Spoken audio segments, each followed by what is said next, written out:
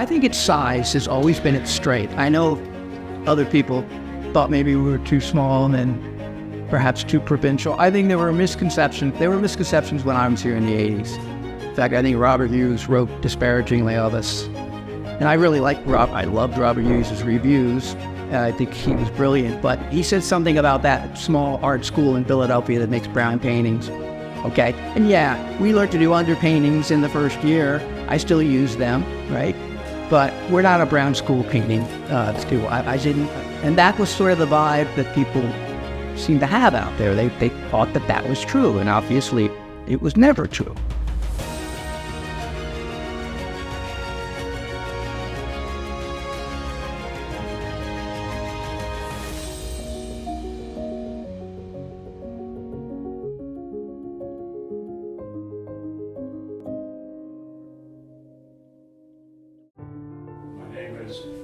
Dan Miller, sometimes known as Daniel Dawson Miller, sometimes known as Dan D. Miller. But I'm from Brookville, Pennsylvania, a little town up in the northwestern part of the state. Not much that I haven't done. Watercolor, wash, tempera, done all the graphic processes, paint, sculpture, work in wood primarily as a sculptor. I discovered there was a man named Hawking Pittman teaching at Penn State. He also taught here. And my grandfather had hired him. My grandfather went to Penn State to start a school of education there. And I studied with Hawking for about 5 summers, and he was always saying, at that time I was an English major, he said anybody can teach English, but not everybody can teach. So come to the academy. And I thought, well, that's tempting. But I thought, well, somehow that seems too easy. I didn't want to do that.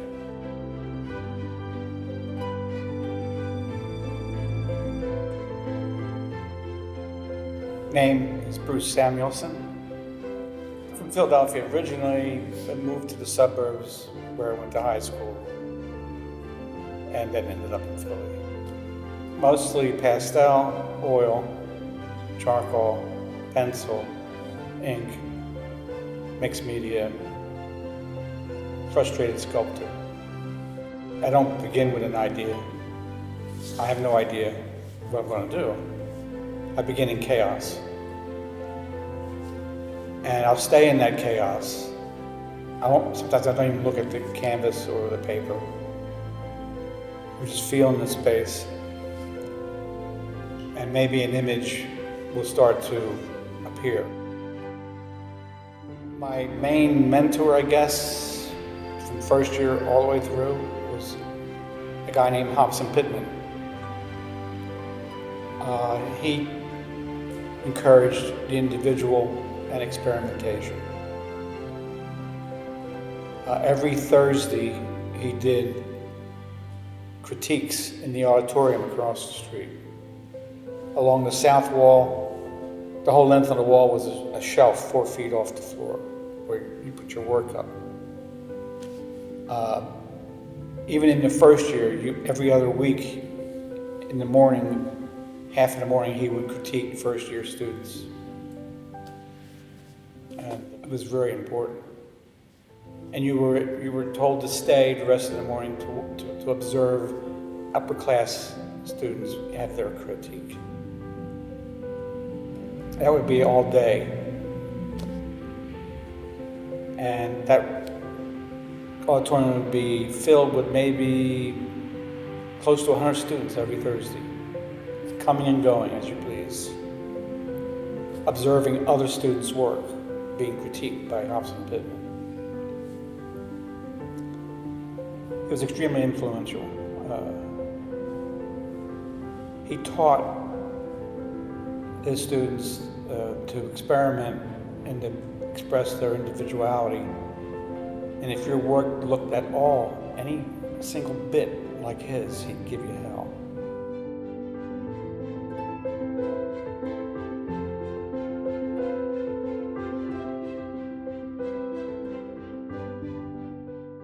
The other critic was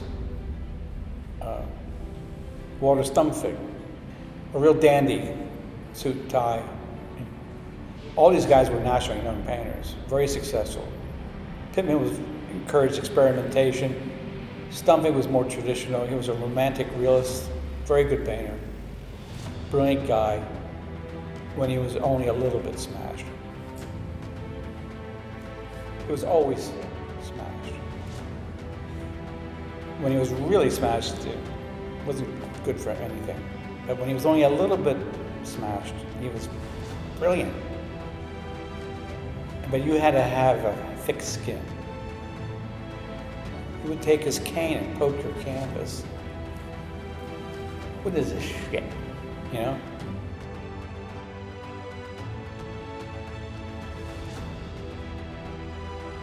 Stumpvig, you might get a sentence, but it was acerbic.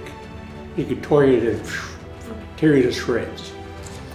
And he delivered what was probably the most famous critique ever offered here, when it was a Chinese woman named Phoebe Shi. And Phoebe was in the mural program, but also painted, and pretty mediocre paintings. He brought a still life in for Walter to look at. And Walter would sometimes get closer and sometimes get up and look at it. And he picked it up, and I thought he just wanted to see it more closely. And in the smoking room, crit room, there was a window still there. There's a window that opens up into a courtyard in the back of the building across the street. You see cars parking back there. So they always had that window open. He took her painting and threw it out the window like a frisbee. Came back and sat down beside her. I'll never forget her face. She couldn't believe this. Nothing was said. He didn't intend to say anything, and then she got up and left. And her painting was in the alley behind the building. You know, but that, people never forgot that critique. It didn't need words. And Pittman he could talk forever. And his critique was all day long in the auditorium. And it was marvelous to hear him because he had this verbal aptitude. Again, Stumpvig, like a one-sentence person who could destroy you. Franklin Watkins was the most dignified. He was one of the most famous of our critics. And he'd just sit there and you'd sign up on a sheet and see him. He'd give you half an hour. And sometimes talk about fishing. Very cordial, nice man. And his advice was good, was sound, although he was gentle.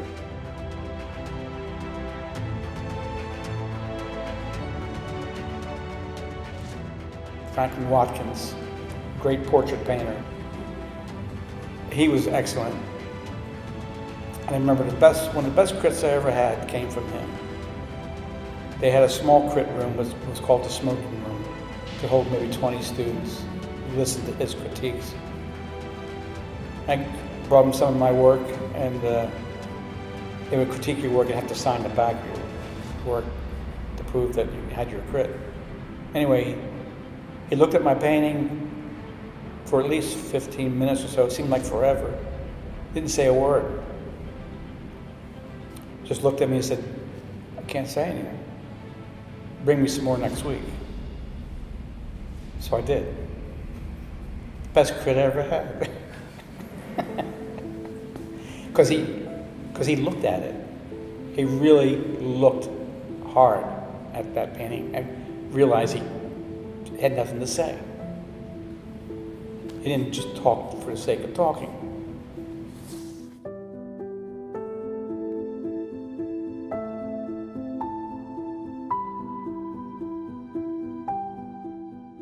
The big revolution, of course, was the subject matter revolution, because the Canada was dedicated to classical training, figuration. So what do you do if students decide they don't want to do figuration? So we had an influx of students working abstractly. And in the main building, the rotunda of the building, is a little gallery used to call the headroom, where sculptors could work on heads. That was appropriated by the abstract painters. And they put up a sign that said abstract painting room.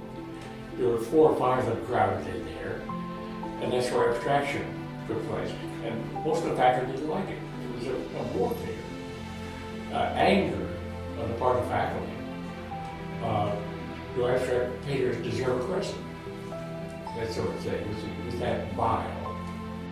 Even back then, in fact, it goes back to probably when John Marin was here back in the 1920s, the school was really split sort of in half. You had the more traditional academic painters and sculptors and what have you, and you had some that didn't fit in, experimental or whatever. There was always this little bit of friction between faculty, students, but there was never a wall between the two. There was a bridge, and most of us sort of met in the middle. There was a time when some faculty got together and they wanted to split it with a wall. The real academy in the old building, the academic people, and those other people in the annex building. It didn't go. Thank God. Because when you had that bridge where they met, it was a very successful, unified experience.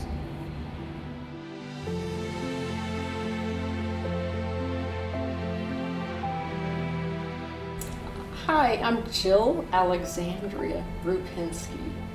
It's very important because I sign my paintings Jill A. Rupinski. That's all I need to say there. I'm from Philadelphia. I'm a long-time Philadelphian. And I work in oil and pastel, and I particularly like to work in pencil, like Conte crayon and pencil, colored pencil, chalk pencil, so forth. I'd rather draw than paint, I have to tell you.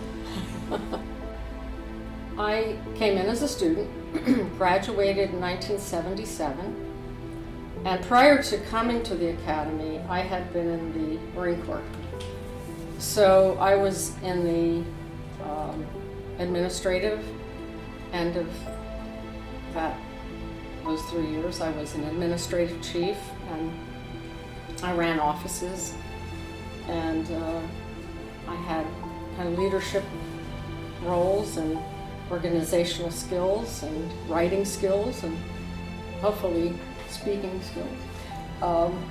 And that was something that people knew about when I graduated. They were looking for somebody to be an assistant to the registrar. And I was invited to be that person. Then I applied to go to the University of the Arts to get my degree through the coordinated program here. So it was a certificate and a coordinated program with Penn and the University of the Arts. Well, shortly after, another job opened up here, and it was a full-time position. And it was really the administrative assistant to the dean position. So I took that full-time position. What happened a year later was the dean at that time, Ephraim Weinberg, was seeking accreditation through NASAD. And it was myself who I had been the assistant to the registrar. I was working as the administrative assistant to the dean.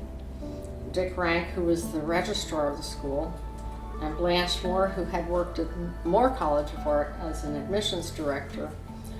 All three of us decided to go to lunch at the Peel Club. Now, the Peel Club was a private club in the Academy of Fine Arts for members, board members, faculty, staff, and members who paid to be part of the membership. And it was a white tablecloth restaurant, waiter, the nice white cloth over the arm. Tab only, no cash. We had an annex across the city, maybe the old Peel House. It was maybe 5 blocks away from here. The old Belgravia Hotel was turned into the school. They had a cafeteria about 4 or 5 times bigger than this room. A full-blown cafeteria. Tables, chairs, anything you wanted to, from the kitchen, you know, a cafeteria line. Because they had a women's dorm, and they offered that. And that was open all day long, breakfast, lunch, and dinner. You learned more in that room than anywhere else. It was a mix of faculty, students, staff, museum people congregated in that cafeteria, and it mixed. And the old school was such a wonderful place because it was a free place. And when we took over Peel House, that became the school rather than the main building here, which was a bit of a danger. But people felt comfortable there. The Loyas, Jimmy Loyas was the manager of the building. He cooked breakfast for everybody. If you needed money, I'm sure he'd give you a few bucks. It was just a wonderful situation there.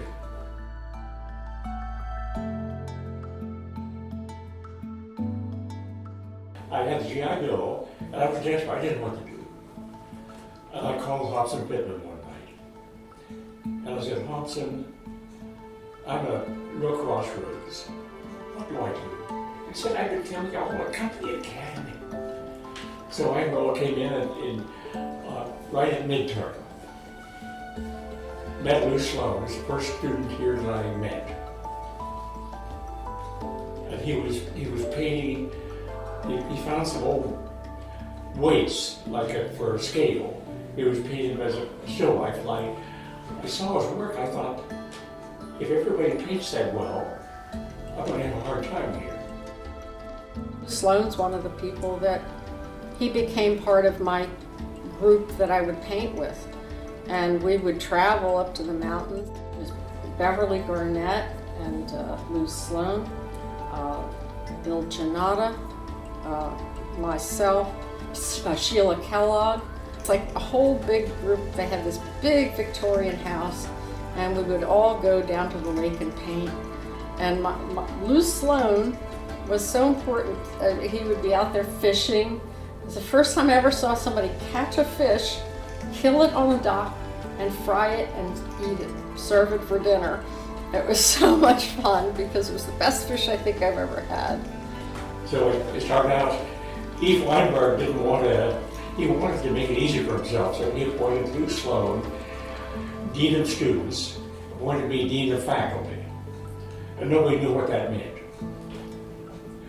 But we had an office, and we went to sit there.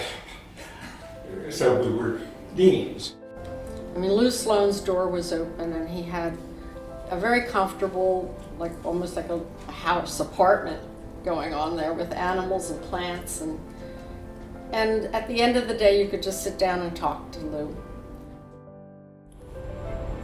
Lou Sloan approaches me, and Lou Sloan says, I'd like to invite you to dinner. And he gives me his address, and he had a lady friend. I went to where this was, I can't even remember now, but I got there, brought a bottle of wine or something, and we had this 3-hour conversation. And I just didn't have words for this. This is Lou Sloan, who was renowned, established, very articulate, very keen, very gentlemanly, and his lady friend engaged me in conversation for 3 hours. I could not get over it. I thought, this is just going to be so different, and it certainly proved to be. He would take students to different locations in the city, outside the city, to paint. That's what he did. And that carried on a tradition from Francis Spate. Would take students out to paint. Probably taught Lou. This all gets handed down. And Lou taught Doug Martinson. Doug takes students out at the landscape painting. So it's like a tradition it's still going on.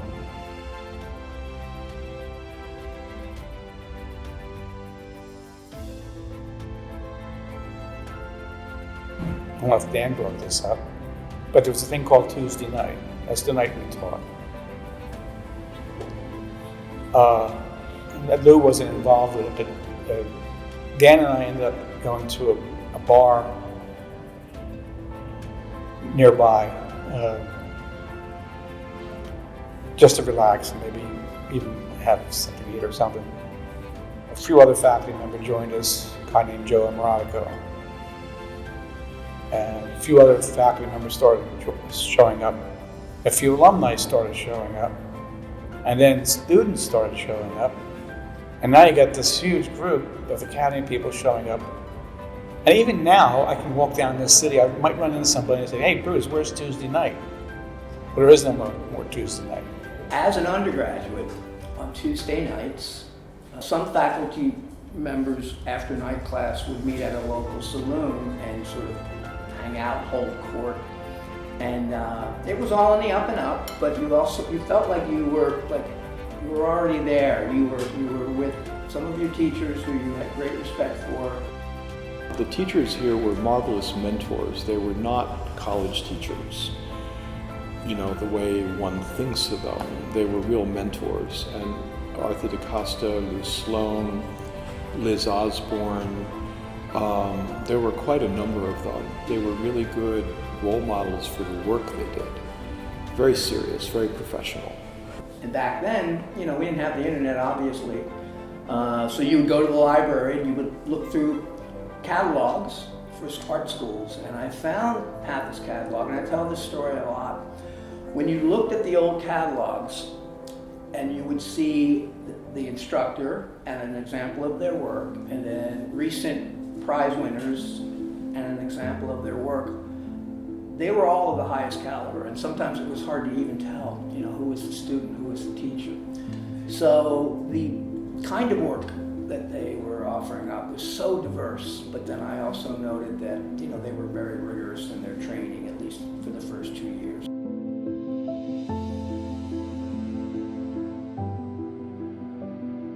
My name is Al Gury, professor here at PAFA. I was born and raised in Peoria, Illinois, out on the plains in a small city, right in the smack middle of it all. And went to college out there, and that's how I came to PAFA, because one of my college teachers had gone to school here, and he said, I'm going to arrange to send you to PAFA. You need to be there. So I did, and graduated from college, came here, stayed, did the whole program. I'm a painter primarily. I work in oil paint, though I've worked in all the other media, including sculpture and printmaking. And I'm also a writer of books and articles on art and art history, and do a whole lot of other things. In those days, and until fairly recently, they had a comprehensive student or catalog in which they had all the faculty and examples of their fine work. And I looked at this thing and I thought, oh my God, these teachers. And I said, this person I really want to study with. That was Arthur DaCosta. And he became a dear mentor and friend. I was given his classes when he retired. A teacher in the certificate program named Arthur DaCosta taught cast drawing. And he was, for that one semester, he was going to be acting dean. He asked me, Bruce, would you teach my cast drawing class? I have to sit in as acting dean. Well, okay, I hate cast drawing, but anyway, I taught it. Arthur DaCosta had a studio, and I'll never forget when he was doing the portrait of Mayor Rizzo. So he had the door open and he had that easel with the portrait on it. Quite stunning. And when, once in a while Mayor Rizzo would visit, the ease with which we would sit down and talk to faculty, and a lot of their experiences and how they wove their teaching into their art making. And there was a sharing of information that was really very rich. Dan Miller came to me, and he said he said the Academy would like to offer me 2 classes, one in basic color and one for cast drawing. And these were the courses that had been taught by Arthur DaCosta, one of my professors. I was still an adjunct, and Arthur DaCosta decided to retire, and I was called by then Chair Jill Rupinski, who is now our Fine Arts Chair, though I was for 22 years. And she said, would you like to take over Arthur's class, because you took his class every semester for 4 years to learn about color because you thought you were so bad about color. So I was given his class, which was like, this is the pinnacle. Then President Dean Fred Osborne came to me and he said, our then interim women president, Dr. Dorothy Brown, wanted to start an outreach to underserved high school kids in Philadelphia. And he came to me because of my interests. And I worked, at that point I was working with the Mural Arts program, I was teaching inner city kids. And I said, sure. So I created a program and invited students from one high school up the street, Roman Catholic High. We had our first class in there. And within a couple of years, 2-3 years, I recruited 60 inner city high schools.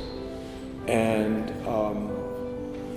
we built it up to 250 students per term. And I initiated training undergrad and ultimately grad students, because that started 3 years after that, to teach. And so developed a huge education program, and the kids were from all over. And every year, some of the best and brightest would come to PAFA, and we've had some real stars. And some of them came back here for grad school, and it was a pretty cool thing. I'm very proud of it, because it's a unique program. It's paid for by grants. It's taught at our level. It's not dumbed down for high school. It's not like a Saturday thing that where they just come and they make stuff. They're learning cast drawing, they're learning life drawing, they're learning fine illustration, and I even had a printmaking class and a sculpture class for a while.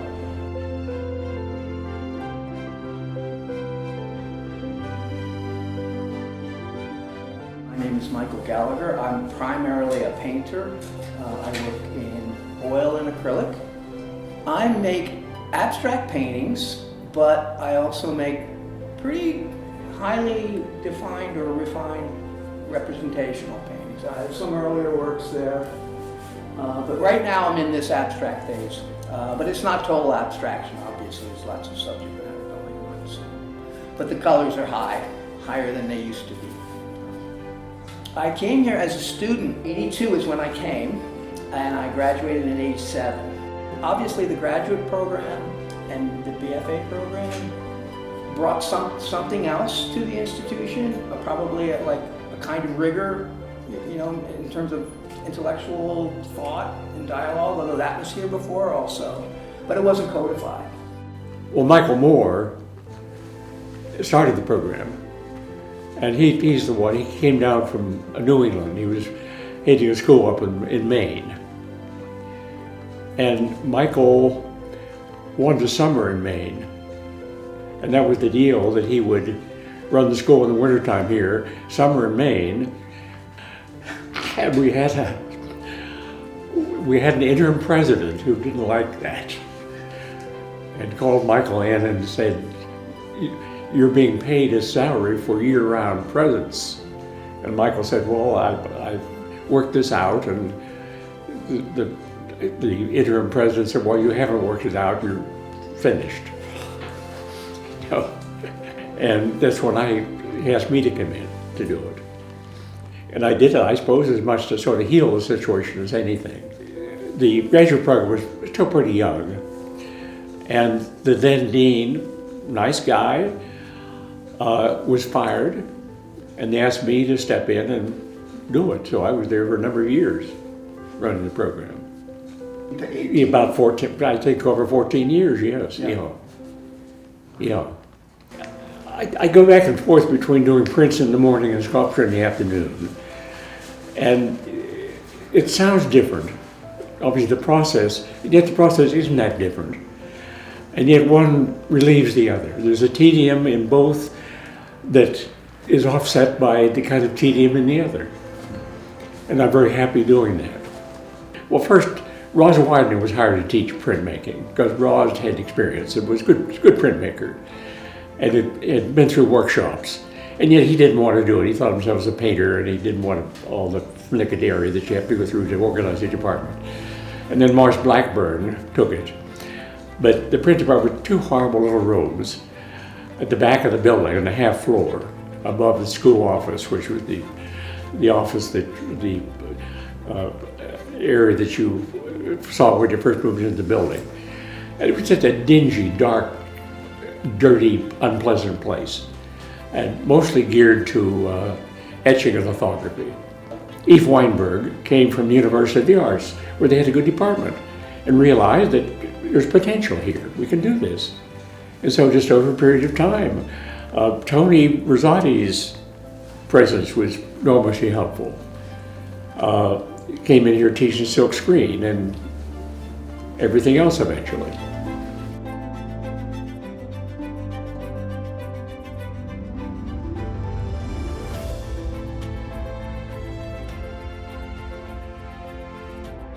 My name is Tony Rosati, and I work in an array of mediums, mostly printmaking, all but lithography.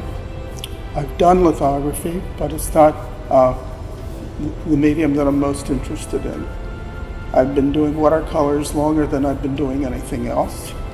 And well, they're the art medium. Started out as an oil painter, ended up as a printmaker, and watercolor along the way, and etching, engraving, collographs, letterpress, wood engraving, monotypes, monoprints.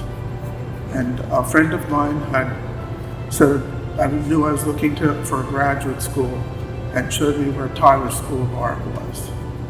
And I found out that you could take continuing ed courses for graduate credit, and if you applied to the graduate program and were accepted, the credits you took up to 6th would carry into your MFA degree. So I got an apartment for $90 a month and moved to Philadelphia with no job, just gonna go to Tyler. One day in the class at Tyler, which was an evening class, the printmaking class, the young woman who was standing in line for registration was also in the class, and I had come to know her name, Janet. And Janet says, I have an announcement to make to the class. Janet says, I have a gallery job, and I'm going to be leaving it in a couple of weeks, so they'll be looking for someone to hire. If anyone is interested in a gallery job, let me know, and I'll let you know how to come and apply for the job. But 3 weeks later, when the job should have been taken, I said to Janet, is that job still open? And Janet said, yes. I said, I think I'd like to apply for it. I go in the door they told me to go in. And in time, I learned that it's one of the most renowned collections of rare books, drawings, and fine prints, known as the Leslie J. Rosenwald Collection, and that it covers the history of printmaking from medieval manuscripts in the 11th, 12th century, which are not prints, on up through prints into the 1960s and early 70s, which is when I was there. So I applied for it, and I got the job. And so I worked there as assistant to the curator, learning tons about the history of prints and different technologies in printmaking from 1971 to 1980. In 1979, Lessing, who was 77 when I started, died. And we stayed for a year to pack up all the prints and books which went to the National Gallery and Library of Congress. When Lessing died in 79, there was an art center named Abington Art Center that was right in the same mansion, and they told me I could teach printmaking there. My first printmaking job was with Abington Art Center, and a time came when Jerry Kaplan told me there was an opening for one printmaking class at PCA, and I taught an etching class there. This was in 1980, and in 1985 I found out there was an opening in screen printing at the Academy, and so I applied for it, and I got the job. So I started teaching at the Academy in 1985, screen printing. That's how I came to teach at the Academy. When I started teaching at the Academy on Chestnut Street, it was in a building that was a funeral home. Wonderful, like marble steps that curved up to a mezzanine where lunch was. And it was probably a viewing lobby or something when it was a funeral home. And then you could take an elevator up to different places. And so I would take an elevator up and go down a hall, and the screen printing shop was on an upper floor down to the end of the hall. And there was an adjacent room to it, which I thought was just marvelous. It was a tiled room with these special sinks along the wall that were like troughs, and they all had hoses and sprays on them. And how wonderful, you put your screen in there and you rinse your screen out and clean it and get it ready for screen printing. And then I find out later it's the embalming room, and they were putting bodily fluids and stuff down the drain. I thought the students should know something about the history of the graduate school, and so the first lecture I gave was the history of the Pennsylvania Academy, which I thought was fruitful and necessary. It gave us some insight into who we were, why we were here, who the great teachers were, what it was we were trying to do. Anthony Ciambella was my projectionist, and that was an adventure. One year, the last lecture I gave, people were going up and down the aisle selling popcorn, hired by Anthony. And then one lecture, the last lecture, I would get ahead of myself and say, now this next slide will prove my point. And all of a sudden, be a naked woman lying on the sofa. It was hard to get angry with Anthony. So that's what made it interesting. You never knew what would happen here. As the registrar, I started picking up the duty of running the annual student exhibition. And Eve Weinberg was funny. He didn't want to have anything to do with the administration of that. He just wanted to be able to be the dean who came in at the end and, was there when the prizes were already awarded and sit at the lunch and then of course be at the ceremonies. But he didn't want to do anything administratively. So even when I was the registrar, I was helping monitor the voting and the faculty and walking them through the process. So I was deeply involved with the annual student exhibition. Yes, I had worked with Jill for years. Jill oversaw the ASC, and I would be someone who would help her, but I was also the floor manager.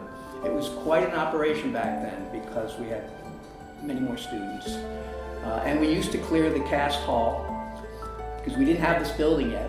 So it was a major job because they cleared the cast hall, they put up these homicide walls, and it was a much bigger, it was a bigger deal in certain respects. Well, we would do it like in a day because we didn't have any more than a day. And it was all hands on deck, and then all of them would get stored in studio too. It was unbelievable. The photographs of that are really spectacular because think about all the cast. We have more cast now, but all of them in one room. It was pretty amazing. We would take the wings off the Wing Victory and roll that very gingerly. That was always a nightmare for me. It was always scared me. So it was a rough, tough, tumble place. And the crescent judging was a battle royal.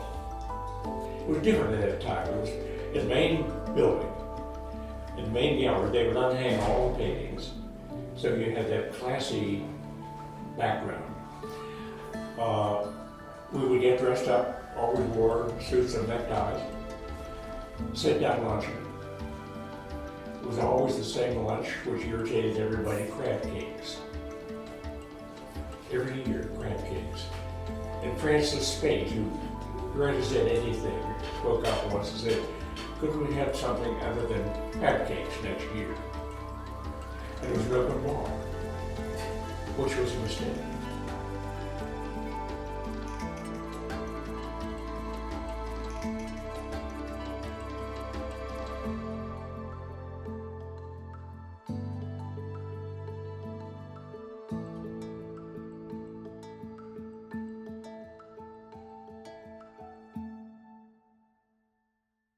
I had to move both of the Benjamin Wests when I became the chief prep because we were doing they were doing a total renovation of the second floor, of the whole building actually. We moved the entire collection. We moved the entire permanent collection from the vaults in the lower part of the historic landmark building up into these galleries. We put up chicken fence, like a hurricane fence, hung everything, documented everything, and then they renovated the basement where all the vaults were. And then we turned that around, we brought everything back down, and then they renovated the second floor of the landmark building. And that entailed moving both of those large Benjamin Wests away from the walls because they were going to like fabricate a frame to go around them. So they had to move them so they could repair the walls, and then we had to reinstall the Wests, but accommodate them so that this frame that actually isn't attached to the painting, is actually attached to the wall, could be put up. So it was a very hair-raising experience because I had only been so-called chief prep for about a month or two, and I was asked to oversee this. So.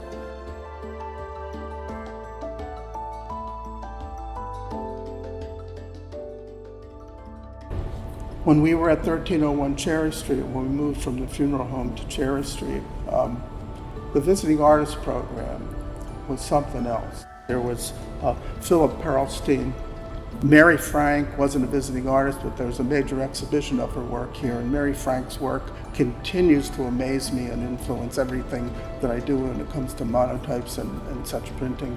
Nathan Oliveira came from California. He had told me along the way that he had taken a class with Max Beckman at some point in America, I think America. And so I said to him, maybe you could, if I ask you, what was your class like with Max Beckman, do you think you could relate that to the student audience when I'm asking you? He said, sure. He says, well, he came around and looked at my painting, looked at it for a few moments, and he pointed to an area and he said, more black, and then he walked on. The thing that I discovered very quickly when I came here as a 20-year-old was that the people here were completely dedicated. They were very, very immersed in wanting to be artists and working hard. And I was so impressed by that. And the quality of the education was so different. I have a lot of experience with a lot of art schools. Nothing like it. Nothing like it. And very, very different identity, partly because it has a structured curriculum. A lot of schools, it's a little laissez-faire. We believe that education leads to brilliance. So what makes us unique and special is that kind of intensity and focus.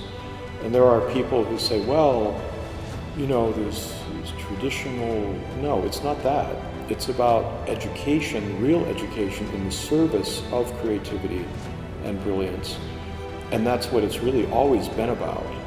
And PAFA has always been very involved in contemporary movements. And the collection, as it is now, as they're building it, has always been about collecting contemporary art. Certainly, if we can reconstitute what I remember was the heart of the certificate program,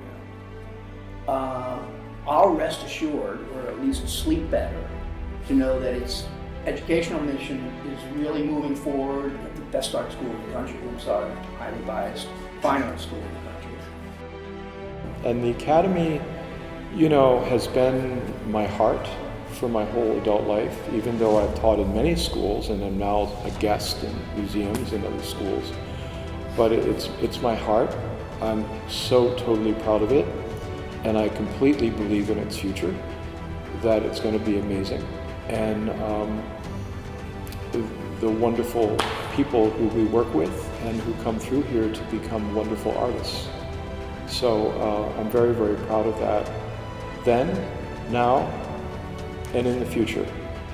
I'd like it to continue to maintain its roots in the craftsmanship and the long history of art making, from millennium, at the beginning of time, that people have always created things that they could hold and feel and touch, but also embrace all of the digital media and the sound and the lighting, and make that available to our artists to make them relevant in the contemporary world. And we have the moving images, and I don't want that to go out of our curriculum. I still want it to be part of our art making possibilities, because I think everything we've done and built our curriculum on in the 19th century is really relevant today. And I want us to go forward with kind of gathering all the new stuff. The Academy's always evolved, always changed. And the other thing about us being small is that traditionally we would hire from within. And I know it's again like the brown painting perception. It was like, oh, they're so, nepotistic here. It's like, yes, but because it sort of established a continuity. I studied with Sydney and Jimmy Luders, and Jill was a registrar, but she was around, and Al wasn't full-time yet, but there had been a lineage. And I traced that lineage back to like Arthur B. Carlos, with Bill Scott, who became a very good friend, and Jean Balsell, Jane Piper, this long lineage. So the fact that we would usher in ex-alums into the fold, as it were, to teach, I think has always been a strength, and not something that was problematic. So, and it was because of our size, basically. Well, my love and dream for PAFA is that we will continue to do what we do best, which is to teach intensively at a high level, bringing the idea that skills, experience, in-depth mentoring, teaching, amazing resources will produce the best artists going forward in the future of America. And I think that this place is uniquely positioned to do that. So I believe that what we have here going forward is going to keep us prepared and positioned to create the best. I really truly believe it, because I know what we have and what we do. So I think that, that is my hope and dream for PAFA.